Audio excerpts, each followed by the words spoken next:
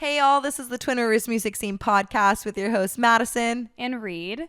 We're here to highlight local and upcoming musicians in and around New Braunfels, Texas. We believe the Texas and Americana music scene is what truly makes this town special, and we are so excited to provide a platform for y'all to hear straight from the artists themselves. We hope y'all enjoy the Twin Rivers Music Scene podcast and stay tuned for more interviews posted every other Friday.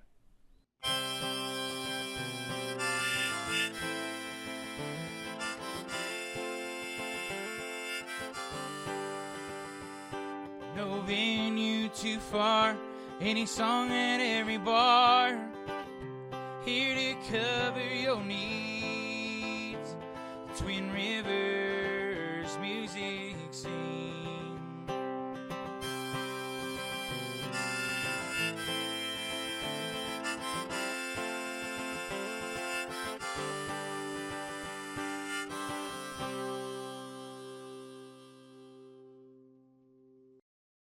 This next artist is a talented singer-songwriter who first made her mark in the Texas country scene with honest songwriting and a sound rooted in country storytelling. However, she turned the page and embraced a bold new direction, trading in her traditional Texas country sound for a rock and roll edge. She delivers powerhouse vocals, raw emotion, and an unapologetic energy that showcases her evolution as an artist. Her incredible voice effortlessly moves from soulful and heartfelt to bold and commanding, making every performance impossible to ignore. Her latest album, Catch-22, captures the highs and lows and lessons that come with growth, proving that she isn't afraid to take risks while staying true to herself.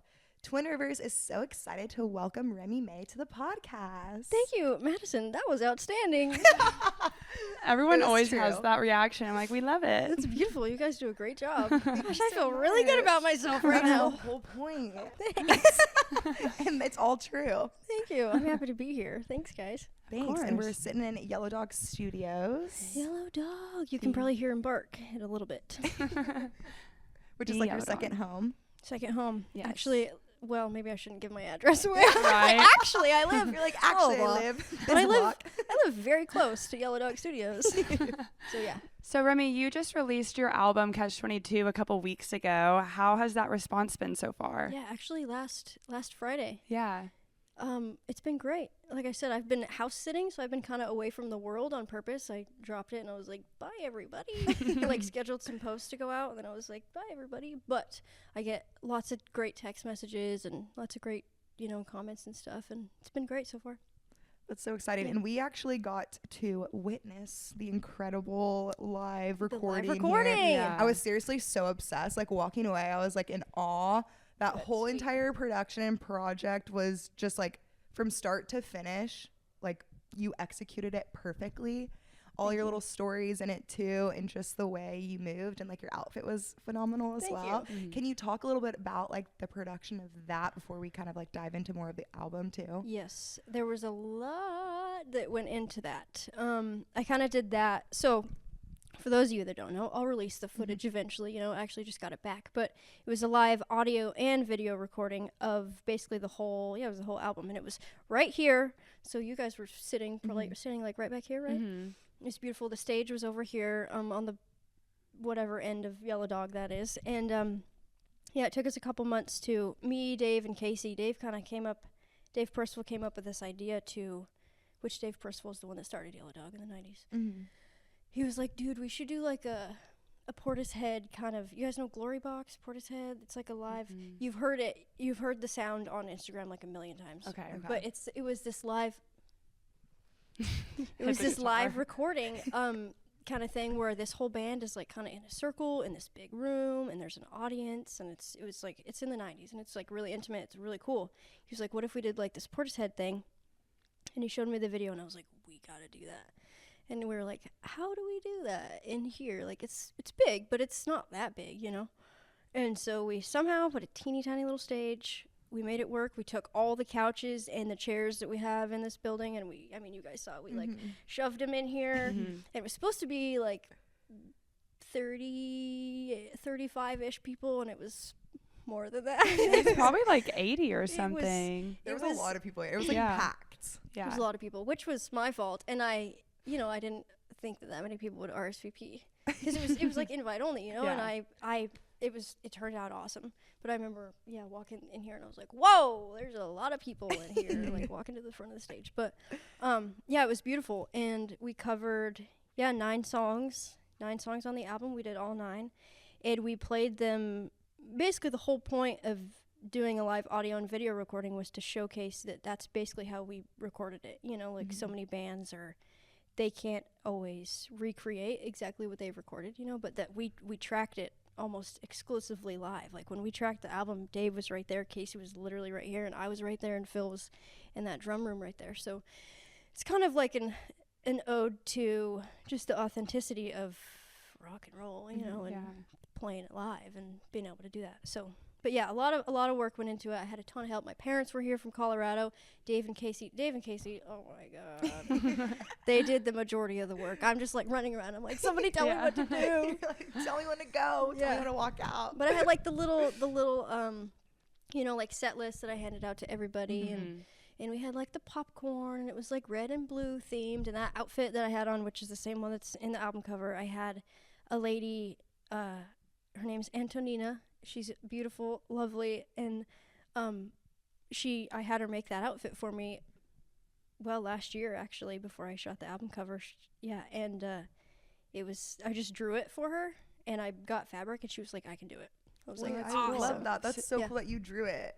Nice. I've had everything that I've created for this album, not just the music included, but you know, I'm like a very visual person, so I've imagined all this stuff for 3 years now, and it's all just here, and so I'm like, it's like I'm just like terrified. But Even with like your marketing online with it, and then the whole experience here, like the second we walked in, like everything is like tied together and so intentional, and you can really tell, even for the people that weren't here physically, like listening to the album and seeing how you're promoting it too. Thank you. I'm so glad that you feel that way, and that there he is. I'm so glad you feel that way, and it seems that way because that's how we tried to make it. You know, that's how I tried to make it. I try to, you know, my publicist in Nashville, she's like, you gotta post. I'm like, ooh. So when I do, I try to make it all, you know, cohesive and fit together. And branding, you know, what are you gonna do? So. Well, you're killing it. Yeah, it looks great. Thanks. What song on the album do you think pushes you the most vocally? Because you were belting out some stuff. It was incredible. Got goosebumps. Like, which song was the most challenging, would you say? That's a great question, Reed. The first EP that I put out was kind of the same way in that they're all like very vocally demanding, you know? I don't know why I do that to myself. Because you're able to, and you kill it. It sounds great. I guess. Some people say, like, they say, you sound like Ann Wilson. And I'm like, I don't think I sound like Ann Wilson. That's, like, a big thing. But then I listen to Ann Wilson, to Heart songs, and I'm like, that girl's, like, singing on every song. And then I listen to my songs, and I'm like, ooh, Jesus Christ. And it's, I would say probably there's Farewell Serenade, which is it's a sad song. I mean, essentially, it's like a suicide letter. But... there's some things in there. It's got a lot of dynamics, a lot of up and down. But Farewell Serenade, probably. They're all pretty difficult. Yeah. That's a great question. Like, they're all, like, really, like, powerful. Yeah. And But you're that makes belting it fun there. to sing live. It makes it hard to sing live, but it's fun, you know? Like, I don't want to just stand there and be like, it's an easy day at the office, you know? Yeah. Because it's not, but it's fun. Yeah, and I think that's what made it, like, the live recording so cool, because it was very powerful. And I wanted to ask, because I don't know anything about equipment, what is that microphone called that you're using? Like, when you switch back and forth to make... It's a bullet microphone. Okay. So it's just, you know, like the sound difference is just like a little distortion. I wish I had it with me. But yeah, there's just a little knob on it. You turn it up. People use those on stage too. That's what I used in, like, at the beginning of... No, that's not true. But I use just a different... We have this phone microphone that's literally like an old telephone that's just another distortion mic. But yeah, it just makes it sound cool and crunchy and rock and roll, you know? Yeah. But yeah, I forgot that I was kind of going... Yeah, back and I thought forth. that was really cool. Thank Was you. there anything else on the album that y'all kind of used to create it that was different? Well, almost everything... I mean, it's all analog instruments. We used some Wurlitzer. We used... we used a lot of weird things, Yeah. actually. Looking back, I mean, we shot it. We recorded it over a couple months, you know, so it's hard to remember everything. But there's a lot of weird things. There's so much cool, weird analog gear in this place that I have no idea what it does. But I'm like, Dave, Casey, I want something to sound like something. Insert weird, you know, sound here. And they're like, I know exactly what you need. Yeah, they like pull it out of a closet, like, this is yes, perfect. Exactly. And I'm like, that's great. I have no idea what that is. But a lot of weird microphones. Casey and I one day, I think I posted a video of it a long time ago, but in the room right there, we sat there for probably 4 hours just looking for this one specific like bass tone that I don't even know if we ever got, but it's fun to like, we're like twisting buttons and it's weird, you know, but but that's cool that you like can see it. So like y'all both are like, it's this, like, you know what I mean? Like we need this exact sound and like, we're not gonna try, like we're gonna spend 4 hours to find it. And I'm really specific about it because, you know, some people just, and I wish I was more this way sometimes, but some people, they write a song and they're like, here, producer, like, do whatever you want with it, you know, just tell me what to do. And I'm like, this is my song. You know?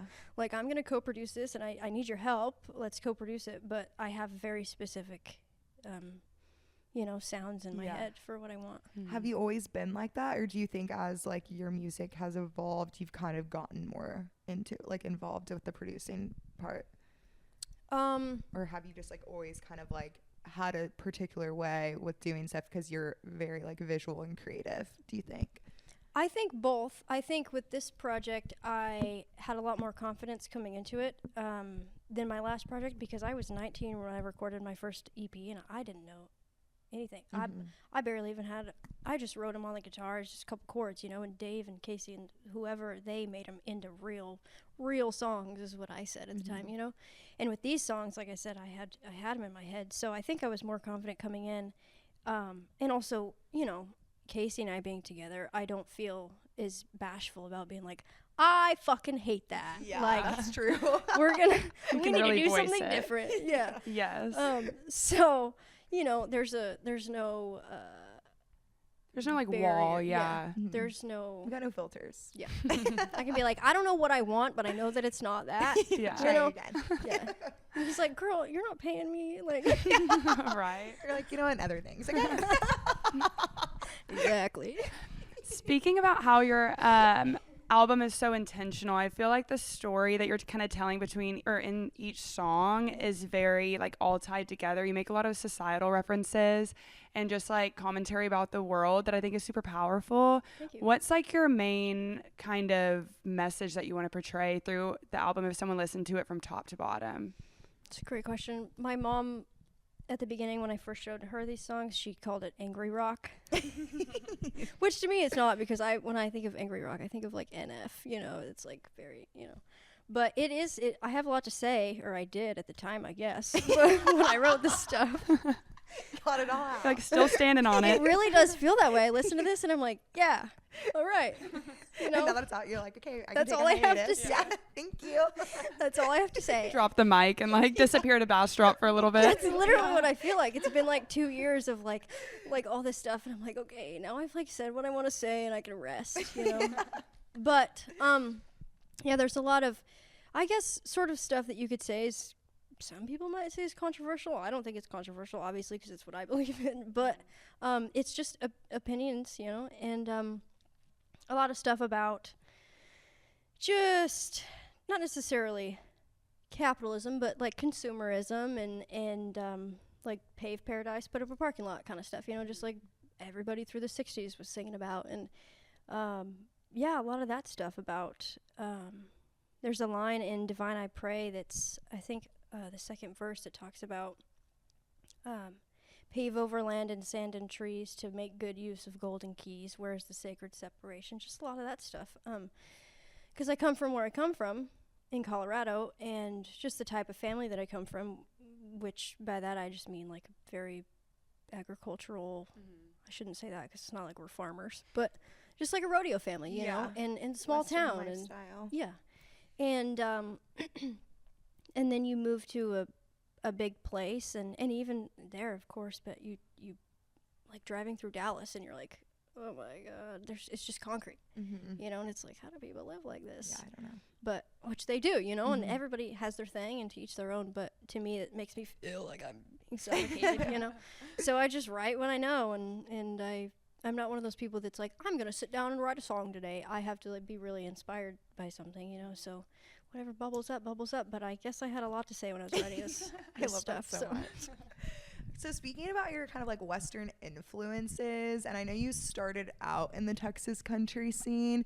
I know you talked about this with the live recording, but can you talk a little bit more about that transition and why you kind of like felt compelled to be like rock and roll? Because I would never guess that you were in the Texas country like scene. Really? Yes. Like I just feel like rock and roll like I'm so suits happy to you. hear that. Like I just like can't even. I mean, you have like a fantastic voice, so like I could see you like doing acoustically, but I'm like, this just suits you so well, so I can't even like picture it.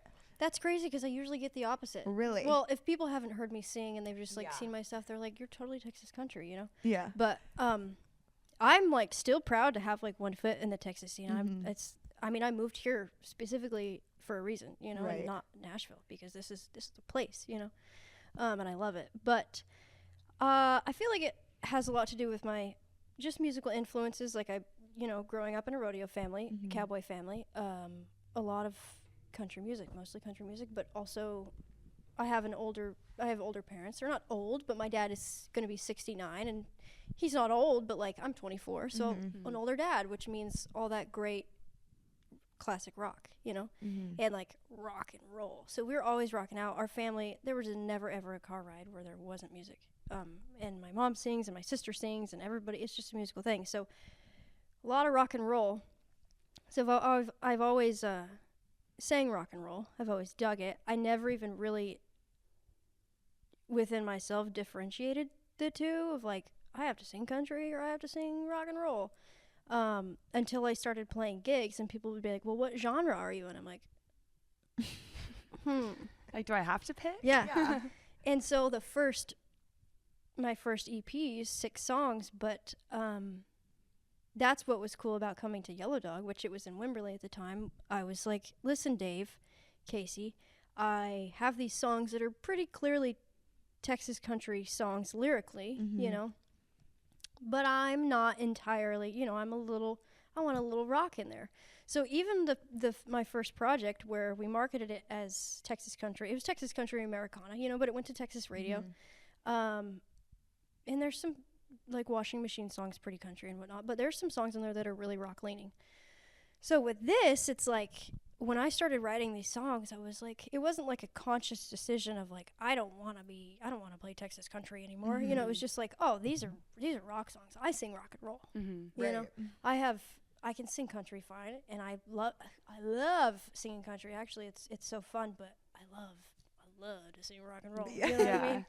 So I don't know. It wasn't really a conscious decision. I just realized that I think these songs, how do I say this? I mean this really humbly, but I think these songs are reach further than just Texas music, you know?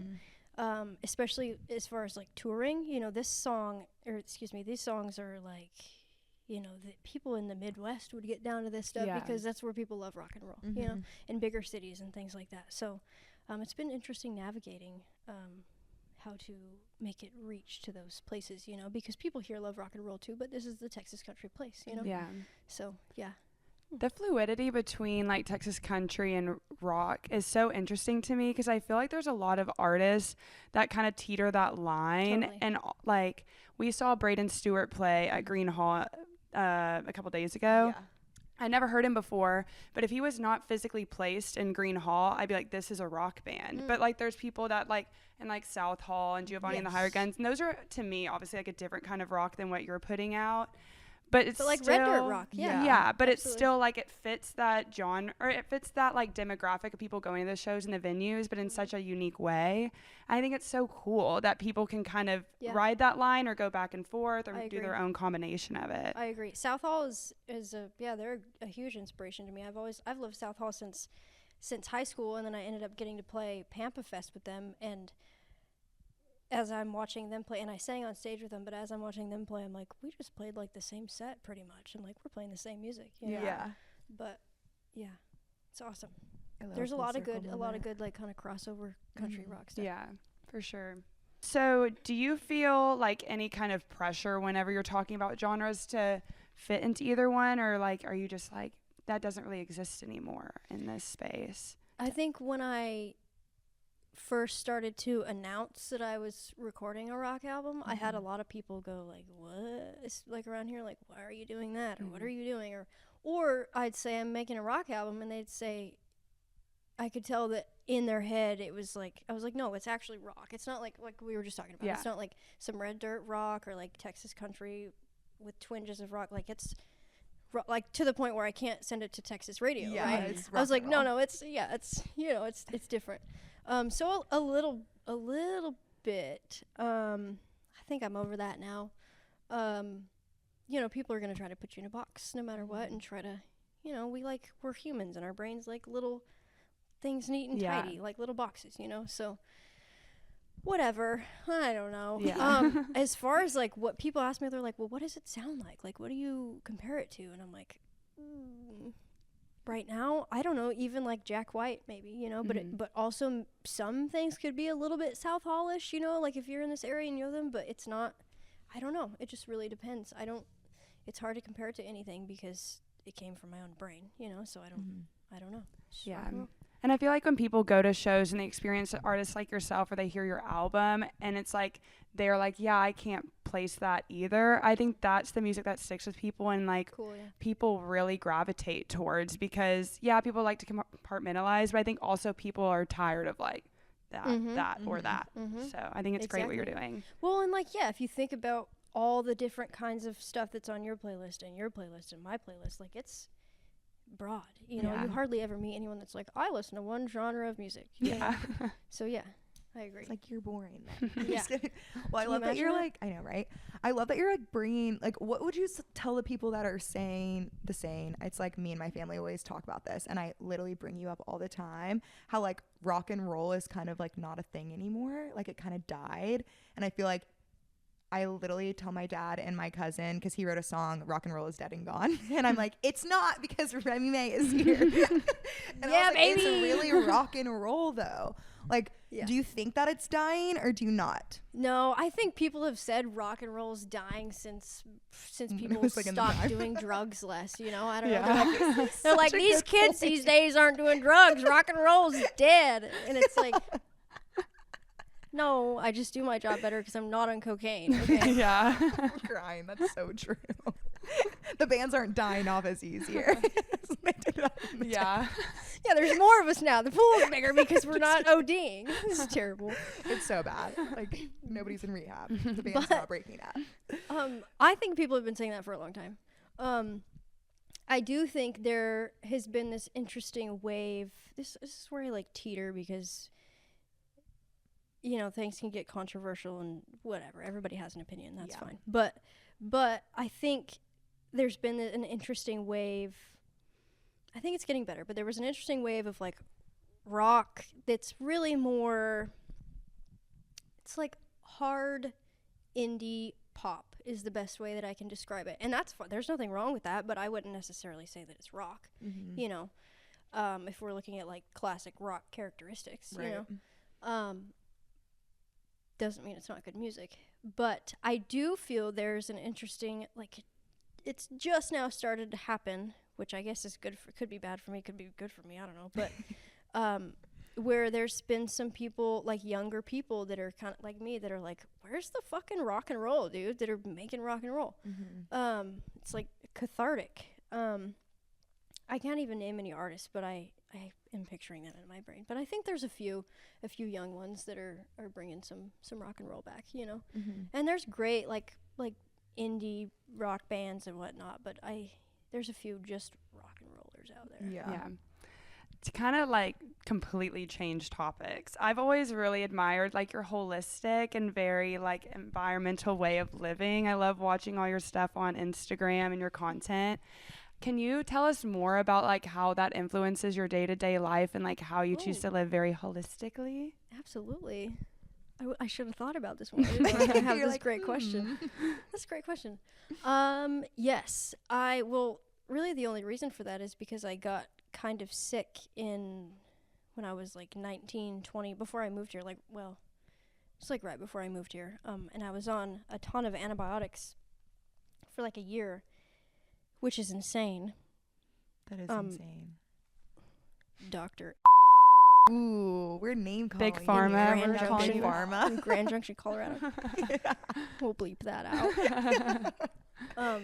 No, yeah, she put me on like 9 rounds of antibiotics in a year. It was terrible. So it like jacked me up. And all these, when that happens, all these things start to go wrong with your health and your body. And you're like, what's happening? And you're a 19-year-old girl. And you're like, I'm supposed to be perfectly healthy, living my life normal, So I realized that I had to start turning to alternative methods because I was going to the doctor and things weren't quite, I was going to multiple doctors and things were not working out for me. And so I just started to learn how to kind of heal myself, which, be smart, people. I'm not telling you to not go to the doctor. Research. Yeah, it's tough to talk about stuff like this because people are like, you're telling people not to go to the doctor. And I'm like, no, I'm really not. into it too. Like, very passionate about it. Yeah. So talk freely here. Yeah. Okay, good. Thank you. But yeah, you just learn. You have to learn things and basically just how to survive. And so it was just kind of that journey of that like bout of bad health that that was inflicted sort of by a doctor that kind of taught me a bunch of stuff and made me go down rabbit holes and learn about herbalism and how to heal myself and how to heal other people. People think people in my family, sometimes they're like, you're crazy. And then 4 months later, they're like, well, how do I fix blah, blah, blah? And I'm like, oh. Like, coming around, huh? Yeah. You have like a jar of something. You're like, this is how you fix it. Slide it across the It's table. my secret Here's my recipe. here. My potion. Yeah. They're like, witch. Just kidding. Literally, yeah. Can we talk about that here? You're like, But, yeah, as far as day to day, I mean, it's a huge part of my day to day. I take a lot of supplements because I still have some issues from, I'm 24 now, and I guess that's not that long ago, but 4 or 5 years ago, all those issues, I still have some issues because of that. But, so like just supplements, and I'd rather get a hold of something when it's just a small symptom instead of having to be on a medication long term. For you sure. know? So people are like, why are you taking so many supplements? And I'm like, well, because I don't want to be on drugs. like, Yeah. why aren't you taking all your supplements is the question. I can tell you 3 things that you need to take right now. Yeah. And you need to drink more water. Always. You're like, you don't have Period. to tell me how much you're drinking. I know you do. So funny. I was gonna ask, like, what's like one like remedy that you really always like use, or if somebody were to get in it, like, what would you tell them to do? Like the first thing, maybe. For just like a sickness? Just like Any type of anything. sickness? Yeah, or like the favorite thing that General you're health. like, oh, like this. Yeah, like general. Well, I have like Or 5 just- on the top of my head right now. Because I would like to hear them. I'm like, should I be doing that? So, We'll be taking notes. We're I like, know, okay, I'm write this down. so as far as like foraging, you guys know what mullein is? Mullein grows like on the side of the road everywhere Mhm. here. It's like it's like really fuzzy, big leaves, like big leaves. They're like really fuzzy. They feel like Mhm. lamb's ear. Some people call them lamb's ear. Mullein is great for when you're sick. So it's I'm blanking on the word. But basically, like when you take Mucinex and it helps get all that gunk out, Or like an antihistamine or something like that. It's It's a- what it's called. maybe? Bleep that out. That might be wrong. We're like, we don't know what we're talking about. Just kidding. We know it's good for you though. But I know I have a book, okay? I have my book, and it tells me.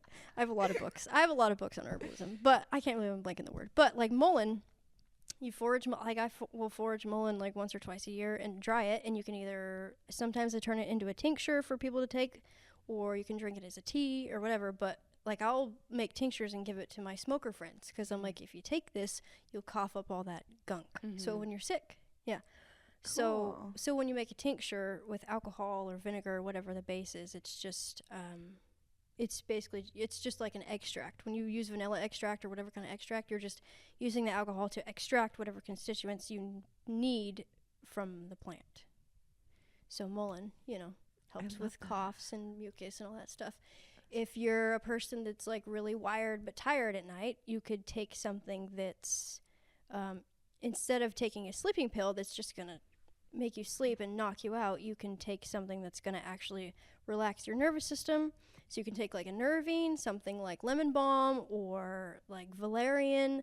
So you're actually calming yourself, and then you can fall asleep. You know, it's just, you know, stuff like that. Okay, I'm gonna try that, honestly. Yeah. I'll set you guys up. Yes, I'm like, send thank us over you. some Yeah. stuff. Yeah. I'll do that instead of like smoking weed every night.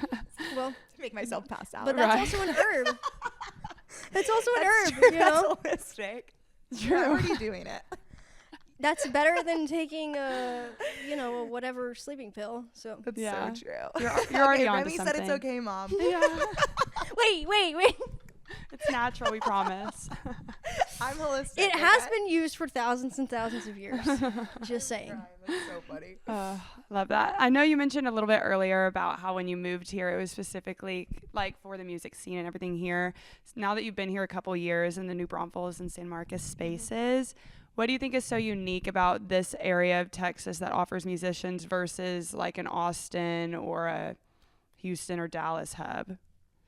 That's a great question. I feel like a lot of it has to do with the land. And by the land, I mean like just like the rivers, you know? Mhm. And, you know, it's a touristy spot, but like it's a cool place. And I don't know. I assume this area has been chock full of musicians for a long, long time.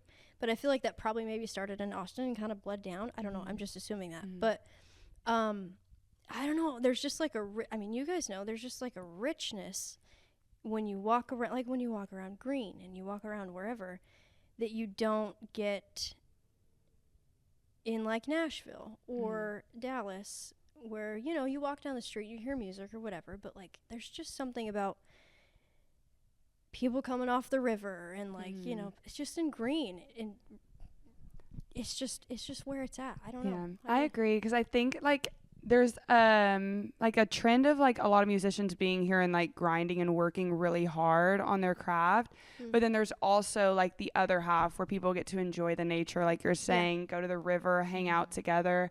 So like versus in Nashville where it's more city vibes, you're not having that like other element to it, but people are still grinding and working hard. I think that's so cool that we can do that here. And it's such a laid back place. You know? Yeah. That's the first thing I noticed before I even moved here. I visited and I was like, wow, this is like really, really cool. You know, it's awesome. But yeah, I love it here. I love it. We love it too, honestly. I would not want to live in Dallas or Houston or Austin, honestly. Well, that's why we're called Twin Rivers, because we love the river so There much. you go. Yeah, you guys are both Can't leave. river girls. Yeah, I know. love I it. always say that I'm the Guadalupe and she's the Comal, Oh. but she gets mad. I'm like, I want the Guadalupe And too. I'm the San Marcos. Perfect. The Yes, triplet the rivers. trio. That's cute. I want to hear more about your horse stuff that you do. Do you work at a dude ranch? Like, what do you? Okay, you work Well, at a dude it's not ranch. technically a It's dude trail. ranch. It's like trail rides, right? Yeah, it's called Montesino Ranch. It's in Wimberley. It's like between San Marcos and Wimberley, and it's like a 300-acre ranch, and they do all kinds of stuff. There's cows, but they do weddings and events and all kinds of stuff.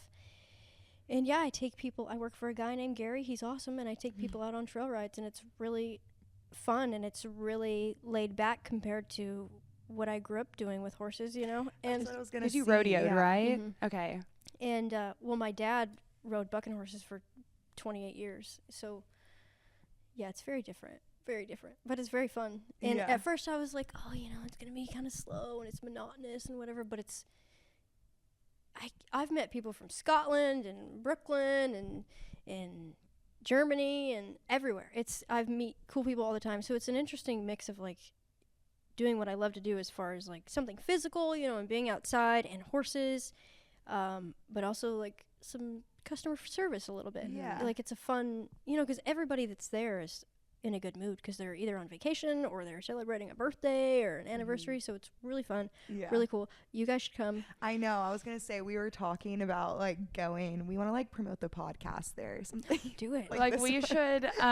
should do like a day in the life of Remi Mae and like Yeah. go on the Stop. trail ride with you, like do some behind the scenes. That'd be fun. We can That would be so fun. mic you up. Yeah. Oh, literally, I don't know we if could that's a do good that. idea. Let's do that. for Like sure. me throwing a saddle, like, I would love it.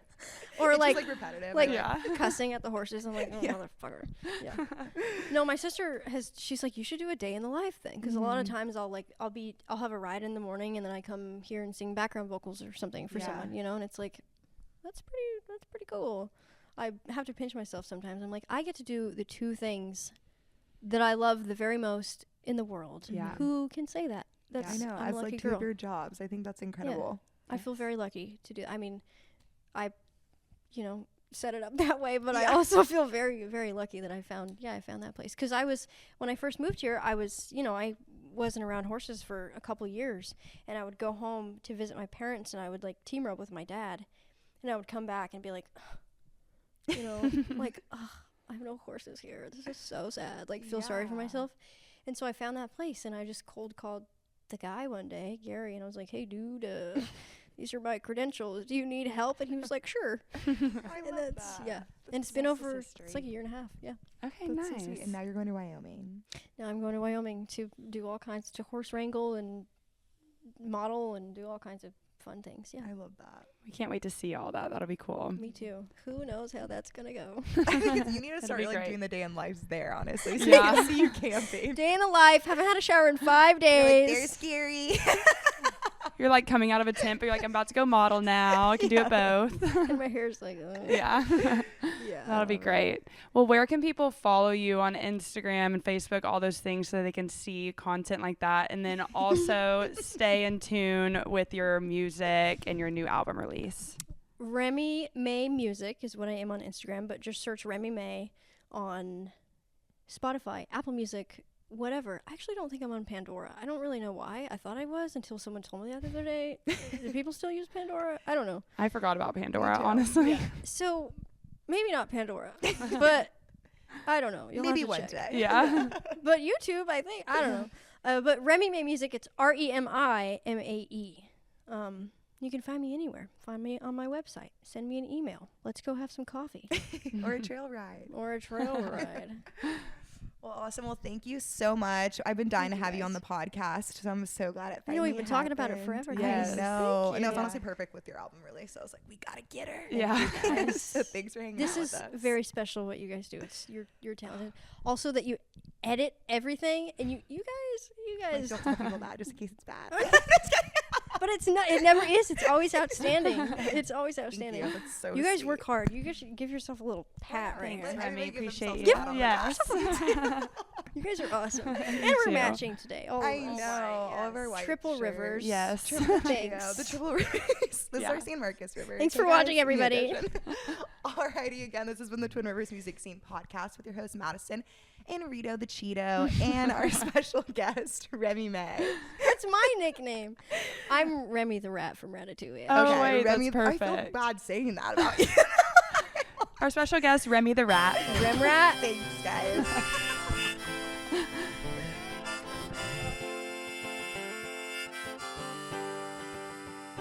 No venue too far, any song at every bar.